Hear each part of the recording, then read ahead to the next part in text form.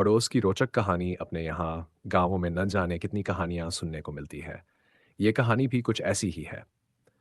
गांव के बगल में ही एक घना जंगल था और वहीं पीपल के पेड़ के नीचे एक जटाधारी बाबा तपस्या करते थे। अब बाबा के चमत्कारों की चर्चा इतनी फैली हुई थी कि उनके दर्शन के लिए लोग दूर दूर से आते थे। इसी गांव में रामलाल नाम का एक आदमी रहता था। रामलाल मेहनती तो था, पर उसकी किस्मत हमेशा उसकी मेहनत का मजाक उड़ा देती थी। घर की हालत ऐसी थी कि छत से धूप भी आती थी और बरसात में पानी भी। जब रामलाल बाबा के पास पहुंचा, एक दिन रामलाल की पत्नी ने कहा, सुनो जी, अब कोई जुगाड़ करो, नहीं तो बच्चों को क्या खिलाओगे? सुना है जंगल वाले बाबा बड़े पहुंचे हुए हैं। जाओ, कुछ हल निकलेगा। रामलाल की बीवी ने ये ऐसे कहा जैसे बाबा के पास चमत्कारी एटीएम हो। अब क्या था? रामलाल हाथ जोड़ते हुए जंगल पहुंच गया। बाबा की लंबी जटाएं, आंखें बंद और हाथ में एक बड़ा सा पत्थर। रामलाल ने घबराते हुए कहा, बाबा, कुछ ऐसा करो कि गरीबी दूर हो जाए। बाबा ने धीरे से आंखें खोली और पत्थर उसकी ओर बढ़ाते हुए बोले, ये पत्थर साधारण नहीं। इसे छूने से लोहे की चीजें सोने में बदल जाएंगी। पर एक बात याद रखना, लोभ मत करना, वरना पछताओगे।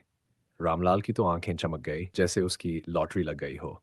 उसने पत्थर को दोनों हाथों से ऐसे पकड़ा जैसे कोई खजाना हो। बाबा ने मुस्कुराते हुए कहा, जाओ बेटा, काम में लगो। घर लौटने के बाद रामलाल भागता हुआ घर पहुंचा और जोर से चिल्लाया, सुनो रे, अब हम अमीर होने वाले हैं। बीवी ने कहा, पगला गए हो का?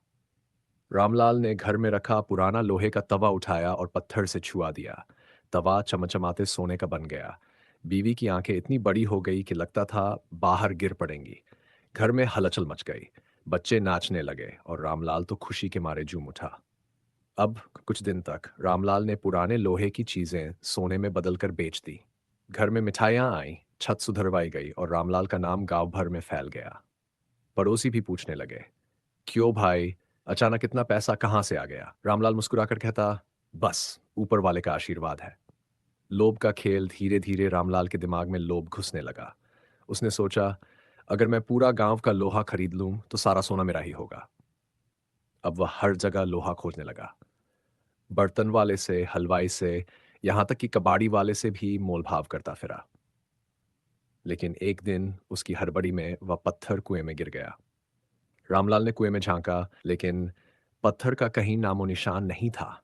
वह घबराकर कुएं के पास बैठ गया और अपनी किस्मत को कोसने लगा। बीवी ने पीछे से ताना मारते हुए कहा, "आ, कहा था ना, लोभ मत करना, अरे इतने में ही खुश हो जाते।" गांव वालों को जब यह बात पता चली तो सबने रामलाल की खूब हंसी उड़ाई। कहानी की सीख, इस कहानी का मजेदार मोड़ यही है कि जब आप जरूरत से ज्यादा चाहते हैं तो हाथ से सब कुछ चला जाता है। रामलाल की ये कहानी गांव भर में प्रसिद्ध हो गई और लोग मजे लेकर कहते, अरे लोभ से कुआं खाली और रामलाल खाली हाथ।